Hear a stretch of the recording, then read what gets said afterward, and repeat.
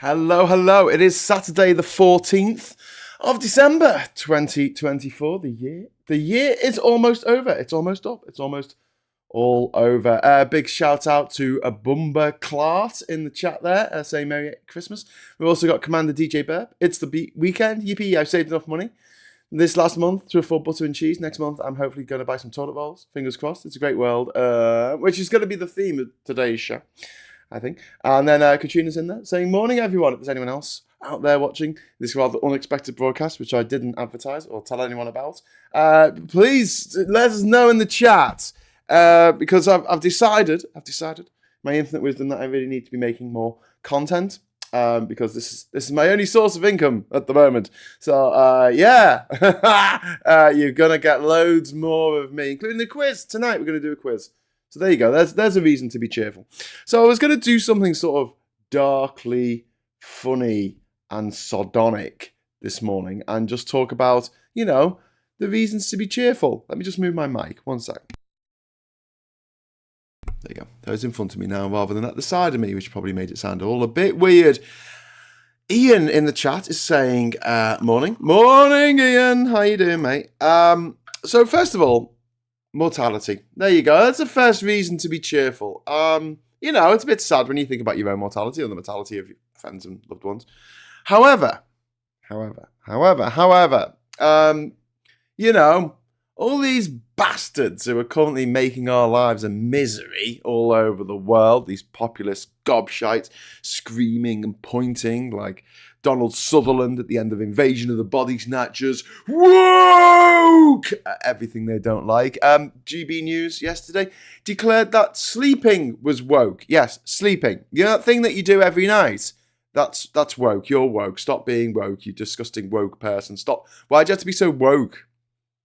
So that happened, and then we also had the unedifying display of weirdness going on between Kemi Badenoch and Nigel Farage yesterday in a war on sandwiches, where sandwiches, especially moist bread sandwiches, were declared woke. I think, I don't know, but then Farage hit back and said, "Oh no, it's not really woke. It's okay. It's a British thing. You wouldn't understand." Dog whistle racism there. Brilliant. Anyway, moving swiftly on. Everything I don't like is woke. So the beauty of mortality is that all those people that you don't like, cark it and all. At some point, we were talking yesterday about whether Farage would make it to the next election, considering he smokes like a chimney and drinks like a fish. If a fish was an alcoholic. We've got loads of people coming. Hello. We've got Band of Harjaps in there. Harjaps, sorry. Band of Harjaps. I don't know why I can't read your name. Sorry, Band. We've got Colin Baker in there. Saturday Morning Brew. You had a late night, Graham. You look very fresh. Oh, thank you very much, Colin. I only got up 10 minutes ago. The Gin Snitcher says, morning, it's Saturday, I'm confused. I mean, that's every Saturday for me, so that's okay. Good morning, says Amy Walker. And we've also got Be by the Sea saying, yay, we're alive. Exactly. Yeah, so there's a thing to be happy about. We're alive. And Hitler isn't. Hitler did one good thing. He killed Hitler. Anyway, good morning. Nice to see you are in the UK, so Graham. Oh, thank you very much, Commander DJ Bear. And Peter M says, sleeping by definition can't be woke because you're not awake. Dun-dun-dun-dun-dun. Very good point, missed by the sub-editors of the GB News website. It feels nice to have you back in the morning, Graham. Oh, that's from Vortex. It's nice to be back, honestly. It is. We're feeling very Christmassy at the moment, and we've got our badger, Brock, watching over us. I like to feel like he's watching over us from the seat over there. If the right is resorting to talking points like sleep and sandwiches are woke, there's not much to worry about, says Colin. Well, there is a little bit to worry about, and that's the incoming tsunami of nonsense that's going to be the next Trump administration. A man who has put a man with brainworms in charge of healthcare. The brainworm guy is in charge of healthcare in America, and he's going to start by banning vaccinations and also banning any investigation into communicable diseases, because we don't need to We don't need to research them because they could never cause us any harm or a pandemic. Well, this Kennedy guy, he's so inbred and thick and full of brainworms and weirdness that he thinks it's essentially, you know, that holistic weirdo who corners you in a party and you think, oh God, they're just going to talk about all the times they've done cocaine. But then it's even worse because they just talk about all the time they've done quinoa or kale or I don't know. And they've used that to treat cancer. And you're like, I'm pretty sure that doesn't work. Fruit juice. You know, these really helpful people that when you put on your social media, where you see someone put on the social media, oh shit, I've been diagnosed with cancer. Instead of just saying, oh God, I'm so sorry, is there anything I can do? Like a normal person, they respond with, well, what you need is 2.9 milligrams of kale and a fruit. You need some oranges. That's what you need, oranges. Yeah. If oranges cure cancer, we wouldn't have cancer because we have oranges. And they're really cheap. Well, most places they're quite cheap. They got quite expensive in the last couple of years. I blame Brexit and also climate change. But getting off the topic, if there was a simple and easy solution to cancer, that's what everyone who has cancer would take. It's not like people get cancer and go, I just want the most expensive I just want the most expensive care. That's what I want. I mean, you know, who cares how much it costs? You know, when there is a cheaper alternative medicine. In my book, alternative medicine is not medicine. You know, there's medicine that works, and we call that medicine. And then there's medicine that doesn't work, and then we call that alternative medicine. And everyone has stories about something shit that happened to them when they took a medication. Yes, because everyone is different. Everyone's physiology is different. Everyone's psychology is different. And the different medicines that we take react differently with different people, i.e. some people can drink coffee before they go to bed and it doesn't affect them. They can get to sleep. I am one of those people. I'm not bragging, it's just the way I am. Other people, they drink a cup of coffee before they go to bed and they are awake all night. So, the way that caffeine even integrates into your body is different depending on who you are, what you've done, I guess, what experiences your body has been through. One of the things that I often mention when I talk about my travels around the world, and I know that I talk about them too much, but whatever, is the fact that I didn't get ill. I mean, I just take a step back for a second and just sort of, you know, I'm gonna be a bit egotistical here. Might annoy you. I don't know. But I didn't get ill.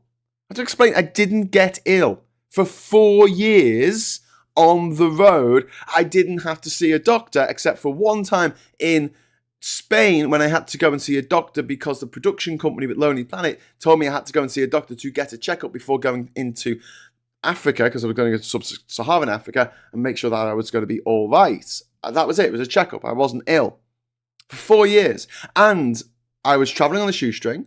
I was staying with local people and using the couch surfing network. And I was traveling on using local transportation methods. It could have been a bus, could be a train, could be a set-plus bush taxi through Guinea that weren't particularly hygienic. I ate food that was being prepared at the side of the road, which would be a meat sandwich. It would be a bit of bread that was covered in flies, and they'll shoo the flies off it. They'll cut it open, and then they'll put some barbecued meat, mystery meat, I don't know what it was, in that, you know, pull it off onto the stick, and then they go, there you go, that'll be $1, please. And I'll be like, okay, cool. And then I'll eat it. And I had a salad. I had a prawn salad when I entered Gambia. And I had some rules. Right? First rule was get vaccinated, which I did. I got vaccinated against typhoid, diphtheria, rabies, Japanese encephalitis, yellow fever. Like, I got all the jabs. Like, all the jabs that you can get when you go traveling. I got them all because I was going to every country in the world. That helped, I think. I also took doxycycline every day to protect against malaria, and there were some certain arrogant white people who go into places like sub-Saharan Africa and go, oh well, you know, the medicine is more effective, is worse than the cure. Yeah, yeah. And what these stupid white European or maybe American twonks don't seem to understand is that malaria works like this. Okay, Sit down and have a little chat. Right, one day God was sitting at his, architecture easel, whatever it is called, doing his blueprints for life. And someone came in and said, "What are you doing today, God?" And God said, "I am creating a flying hypodermic needle." And the angel said, "Well, why would you do that, God?" And God says, "I don't know. I'm like the U2 song, I move in mysterious ways." Anyway, so this flying hypodermic needle actually transmits about 40-odd different vectors, different diseases, right? Ranging from Japanese encephalitis to yellow fever to elephantitis to dengue fever to malaria. Malaria, which we still haven't got an effective vaccination for yet, but we're working on it because it's a parasite. It's not a disease. It's not a virus, which is easier to vaccinate against using various vaccination methods. No, this is a parasite, and that's what makes it so difficult to get a vaccination together, although there are very, very promising signs, and I do believe there might be a vaccination for malaria going on the market pretty soon, which will be game-changing. But the thing is with malaria, it's only spread by the female mosquito in certain areas, particular species of certain female mosquitoes, and it effectively works like this. So you have someone in a room, and there's a family sleeping in a room. There's 5 people sleeping in a room, including a baby, and one person in that room has got the parasite, has got this malaria. The female mosquito, which doesn't buzz, by the way, if you hear a mosquito buzzing around the room, that's not the one that's going to give you malaria. It's the silent one. So the silent killer comes in, the silent killing hypodermic needle that God made, God knows why. He does, actually, ironically enough. Comes in and bites the person, or sucks the blood of the person, has a little drink of the blood of the person with malaria. If that mosquito then goes and bites some other people within a specified time frame, could be an hour, could be 2 hours, whatever, or literally the other people in the room while they're all sleeping at night, it'll give them malaria too. So if you are whitey tighty turning up in sub-Saharan Africa with malaria, you are going to spread malaria. And if a child or a baby gets malaria, there's a very good chance that they will die of malaria. So people who don't take their anti-malarial pills, for me, I know it doesn't stop you getting malaria in that way, but what it does do is it stops the malaria spreading through your body effectively enough for you to be able to spread it on further. And so you're not taking it just for yourself, you're taking it for others. So anyway, I got vaccinated, I took my malaria tablets, I also had a rule, I didn't drink the tap water. There you go, simple rule. I would only drink beer or Coca-Cola because I knew that it would be relatively safe. And that was it, really. That was it as far as my protecting my health was concerned. And I genuinely thought that at some point I'd probably get anemic dysentery. I'd probably pick something up along the way. But I didn't. And if people want to be anecdotal about, the time they went to the NHS and had a bad experience, or the time they took a particular medicine and they got all of the side effects that can happen, that's why they list the side effects. And don't forget, no effects without side effects. Like, nothing will affect you without there being a side effect to it. So that's why homeopathy has no side effects, because it doesn't actually do anything. It's just water. Water has no memory. It's a weird cult thing from the Victorian era, which, yielded good results back in the Victorian day. And that's because in those days, the medicine was worse than the cure because people didn't know what they were doing. And they would prescribe people mercury and lead and just the daftest things you could possibly imagine. Here, have this pill of asbestos. Ooh, will that cure me? Who knows? Just put it in a bag and breathe it in. Breathe in all that asbestos dust. Yeah, that'll clean your lungs out or something. But these days, when we can actually do medical trials, it seems that actually just drinking water isn't better for you when you need specific healthcare. So, they're the things that I've experienced in my life. And then, as I've spoken about before, my partner, Catherine, is deaf because she got measles at the age of 4. She couldn't be vaccinated, relied on herd immunity, got measles, is deaf. And that's affected her life all the way through, everything in her life. She was very lucky not to have to go to a what they called at the time, a deaf school. where they treated people who were deaf as if they were also really, really stupid. Now, Catherine is not really stupid. She is a physics PhD. She's the head of a department where she works. She's brilliant. She's smarter than I am. And for her to go into one of those schools, she wouldn't be anywhere now. She wouldn't have got anywhere in life, because that's the way people treated deaf people back then. And then there's the fact that my sister, Nikki, she died of cervical cancer. And had she been vaccinated against cervical cancer, like all young people are now at the age of 12, including boys as well, getting vaccinated against it to stop the spread of the human papillomavirus, HPV.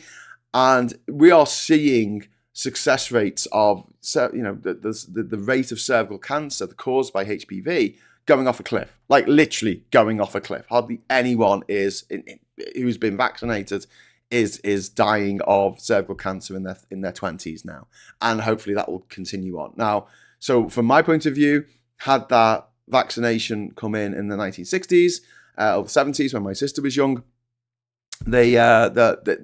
she would still be with us. She would still be with us, laughing away, because she was fucking brilliant, and I miss her.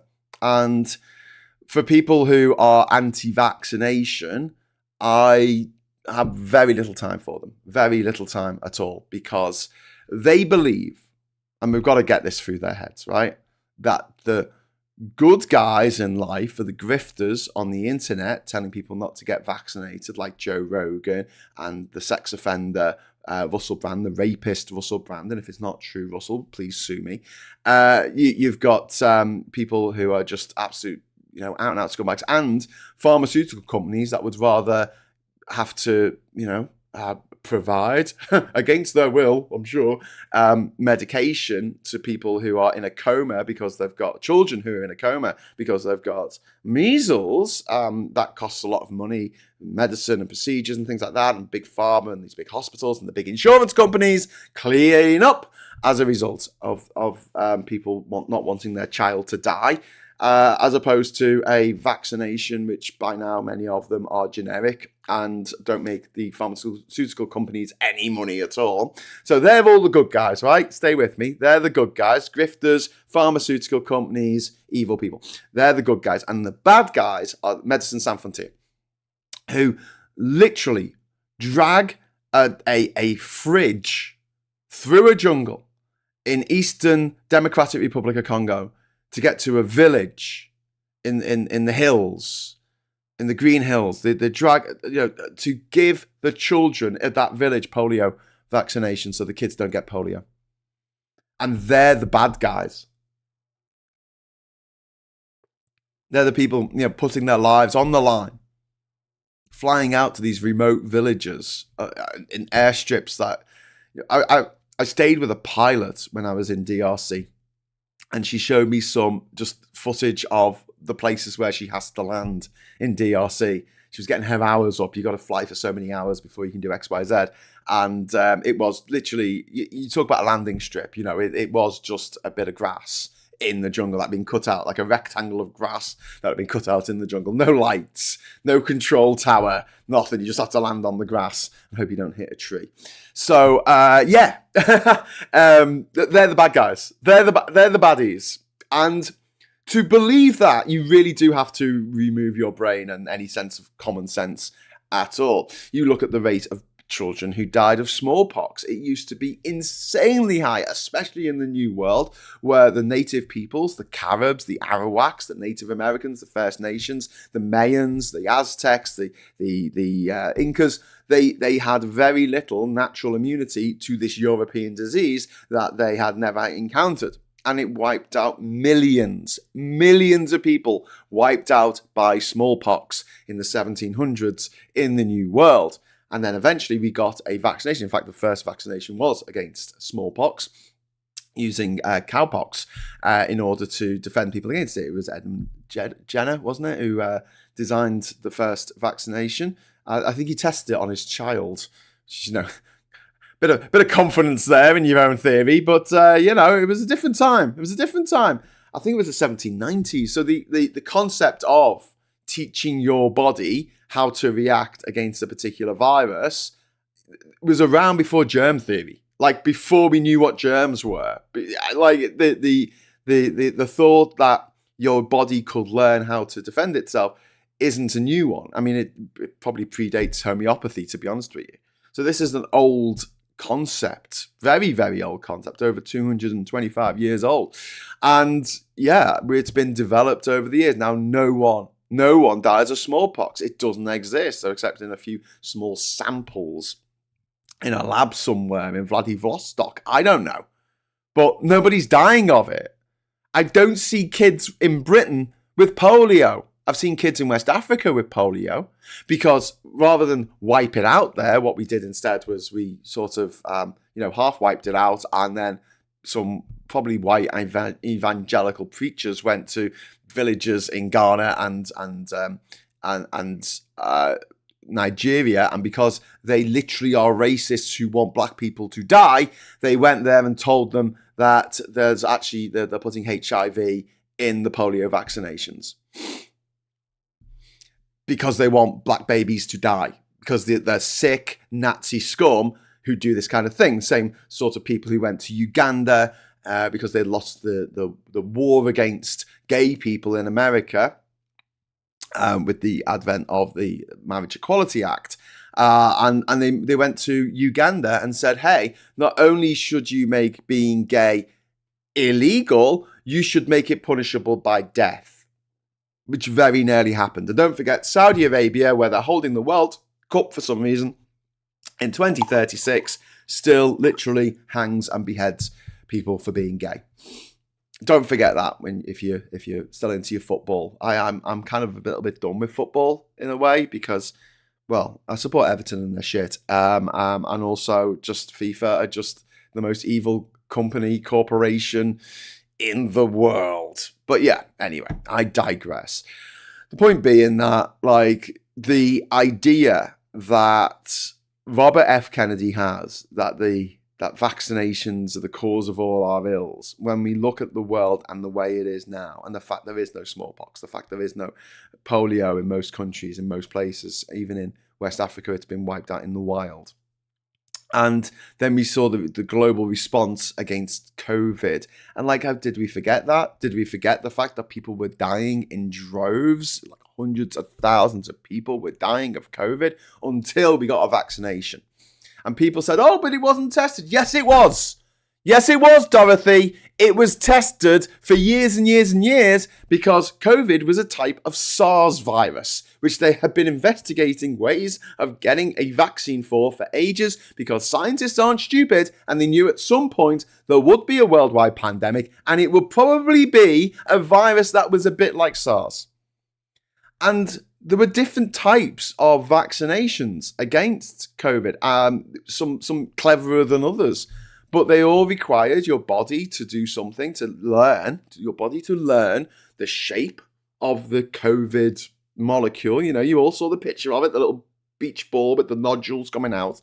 To learn the shape of that, that's all it needed to do. Learn the shape of that, so when you do get COVID, your body knows what to do. Your body goes, right, getting rid of this motherfucker. Which it did.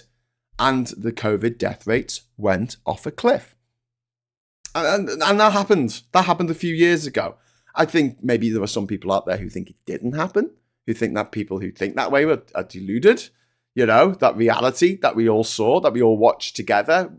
Obviously, there's a whole thing about a few people witness an incident and they give slightly different accounts. But come on. I mean, the evidence is there. I had a friend who was in a freaking coma for weeks with COVID on a ventilator, and it was deadly. Like, I guess there were some people out there who were so rich and well insulated from the rest of the world that they were fine, I guess. But then we get this shit like, oh, you love lockdown, didn't you? No, I fucking didn't. I'm very gregarious, you might have noticed. I'm very outgoing. I'm very extrovert. And I love to travel. I love to move. I am migratory. Okay? I hate staying in the same place. Being under house arrest for months was like torture for me. But I did it because I knew that it was the right thing to do for society at the time. But some people didn't even make it through lockdown. And there was so little support out there because the government at the time were too interested in having fucking parties than looking after the vulnerable in our society. And not just vulnerable in terms of they might get COVID, because don't forget, they literally launched dead bodies over the ramparts into nursing homes, riddled with the pox, riddled with the plague, or COVID as it was back then, killing 20,000, at least 20,000 elderly people in care homes. The ring of steel, was it called? What was it called? The ring of protection? The ring of my arse, more like. Matt Hancock should be in jail. But not only that, not only the people who needed to be physically protected against COVID, we needed more support for people who were in vulnerable positions mentally, mental health conditions, addictions, who were stuck at home with no one to look after them.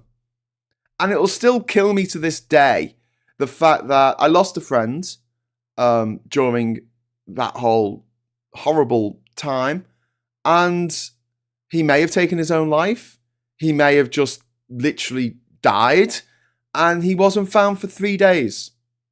Because and when he was found by his support worker, but there was nothing in place to just keep an eye on people who were vulnerable, and he was vulnerable. We couldn't go and visit him. I mean, if I was in the government, I could have invited him to a party, I guess, in number 10, and we could all got pissed together. That would have been great, yeah. But the rest of us didn't have that. And thinking that the people who did lockdown, mocking them, like what Julia Hartless-Brewer and Lawrence Fox and other toffs who go, "Oh, I don't have to wear a mask. I mean, I think Julia Hartless-Brewer and Lawrence Fox should wear a mask all the time because that's so fucking ugly. Never mind diseases. But they're like, oh, what do you mean a law applies to me? But I was born rich. I went to Harrow, darling. Harrow, I tell you. Oh! I got expelled for being a cunt. But, it didn't do me any harm because, Daddy just made a phone call. I hate them. Absolutely hate them. Eat the rich. Anyway, right, I'm going to go into your chat. I was going to be talking about reasons to be cheerful, but yeah, vaccinations. There you go. The existence of vaccinations is a reason to be cheerful. Unfortunately, you've got someone like Robert F. Kennedy or whatever his name is, who is going to go into America and mess things up entirely. America's health research is messed up as well because of the rules against abortion. So they can't do experiments on fetuses to try and work out, stem cell research in order to battle against things like Parkinson's and dementia and vascular dementia. My dad's got vascular dementia. So this is another family tie of mine. It's going, well, if we'd maybe not had this rule about not being able to experiment on aborted fetuses, which have just got to go in the bin, like, it's not you got to do anything with them. That's constructive. Stem cell research can go so much further if it had government support. But in America, they have to have two almost separate like clinics. They're not allowed to use any medical instrumentation or even a beaker or a test tube or a Bunsen burner that is been paid for in any way. So even what 1% of the funding of that Bunsen burner came from the federal government, they're not allowed to use that in any way to test on stem cell research. So it could have advanced so much, but you have these people who just want to pull us back. I want to take Britain forward. I want to take the world forward. They just want to... Oh, got an alarm. I don't even know what that was for. I didn't even read it. Hope it wasn't important. Take your medication. They just want to pull us back. Like all these innovations scare them, and they don't. They go on their innovations. They go on their mobile phones, and they're like, "I don't like mobile phones." And you're like, you're writing that on a mobile phone. Love, I want to go back to the days when it was all barbed wire and custard. And you're like, well, you're writing that on a phone. You're literally. Oh, people these days are all looking at their phone. Yeah, you're looking at your phone while you're complaining about people looking at their phone, love. Just saying. Bit hypocritical there. Peter said, sad to see RFK Jr. I'm old enough to remember his dad and uncle. They're impressive and decent. They're impressive. They're impressive. Their descendant isn't. Cancer, have you tried yoga? Says Band of Happy. It's the least. It's, Joe, like, just a bit of word of advice, right? Sometimes people just want sympathy. Okay, they don't want your solutions. Don't give advice unless people ask for that advice. That's my advice to you. Or my unsolicited advice to you is don't give advice unless people ask for that advice. Okay. I mean, I'm being slightly ironical there, but there's a serious message. Like, if people are upset about something, just help them. Just give them what they need. To give them what they want. That, you know what, be there for them. Help them. If they say, "Oh my God, my cat has died. I'm really upset," the correct answer to that, you know, and if you're writing on social media or on WhatsApp or whatever, is, "Oh my God, I am so sorry. Can I come round and make you a cup of tea?" or whatever, right? It is not to say, "Oh, well, you should get another cat." Or say, "My cat died. No one gave me any help." Helpful. Thanks. Thanks for that. You could say, "Oh, I know exactly how you feel. Please let me make you a cup of tea." Unless that person doesn't like tea, and then that would be mean. But you know what I mean. Sometimes people don't want advice. They just want sympathy. Engaging that is an important part of human relations, I feel. Right, I'm going to wrap up in a moment because it's 10:30. It's 10 o'clock already. Wow, that went fast. Beer is safe. That's why workers in London breweries in the 19th century didn't get cholera. Those who drank street pumps got sick. Yes, Peter, that was my theory. That was my exact theory. Like, beer in the medieval times, people didn't drink from the rivers because people upstream shat and pissed in the rivers. But beer had been fermented and had alcohol in it, which killed any kind of bugs. And that was my thinking. Children drank beer back in the Middle Ages because it was safer than drinking water. Don't forget carrying the generator for the fridge too, says a gin sitter. That's very, very that's very true. Peter, I support Spurs and they can't compete anymore either. Too much money in football. Yes. I don't mind the money. I don't mind that. I just mind the immorality. You know, I think when we talk about how much footballers get paid, I think there is some classism in this because a lot of footballers are working class, and this idea that a working class person and maybe a working class person of an ethnic heritage background, maybe. We have these stories about them spending their money on, like, what are you spending your money on? What are you spending your money on? How dare you spend your money on this? And it's like, rich people can spend their money on any old shit, and no one gives them any shit for that. Pattern recognition, weird, isn't it? That certainly aren't ambulances going past the door every minute anymore. Indeed, Timbertine said that's not how mRNA works. I was simplifying it. I'm not going to go into it. No, I can't go into it. I don't know. Coming out of Chokey saying okie dokie, sing along with Smokey. Colin says, I support QPR, Queen's Park Rangers. I make no more comments. Indeed. Leicester City. Monty Python quote, I want to complain about people interrupting the show to complain about people complaining. Yes! Very good. I like Monty Python. Why do you think monks have breweries? Indeed. Well, because they like getting pissed. Nothing else to do, what's that? Sarah says, bit like today, then only the water companies putting it in the rivers. It's very true. They had low alcohol beer called small beer for general drinking. I think we should drink beer instead of water. Well, in Panama, I was drinking beer most of the time because the beer there is like having sex on a boat. It's effing close to water.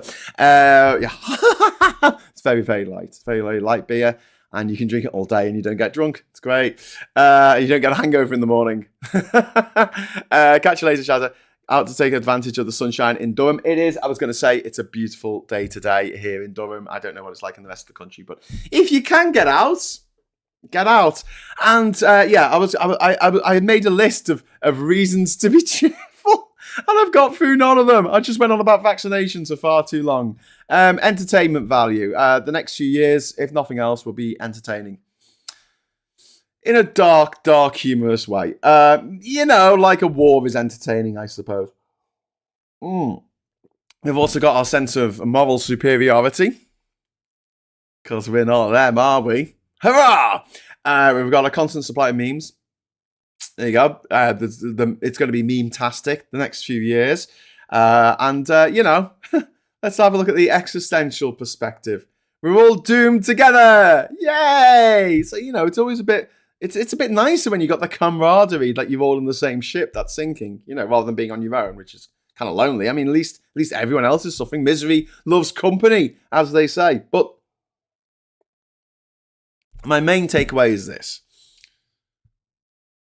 Rupert Murdoch's like 92, 93 years old now. He's not going to be here in a decade.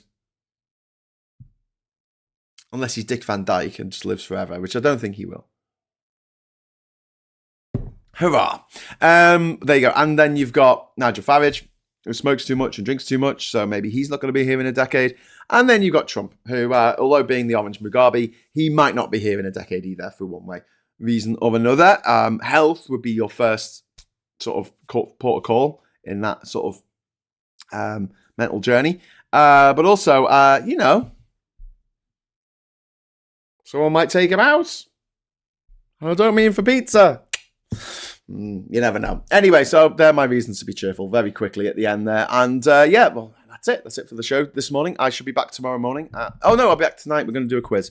We're going to do a quiz tonight. If you would like to join us for the Rock Hard Politics quiz, Politics Social quiz, please do join us for that. It'll be really fun. I will be putting a thing out telling you what time it's going to be, probably about 8 o'clock, something like that, tonight.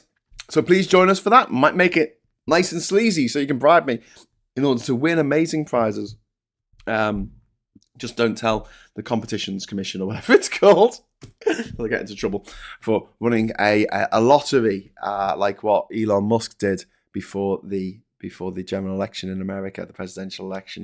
He ran like a sweepstake, didn't he, where you could win $1 million each day if you voted for Trump.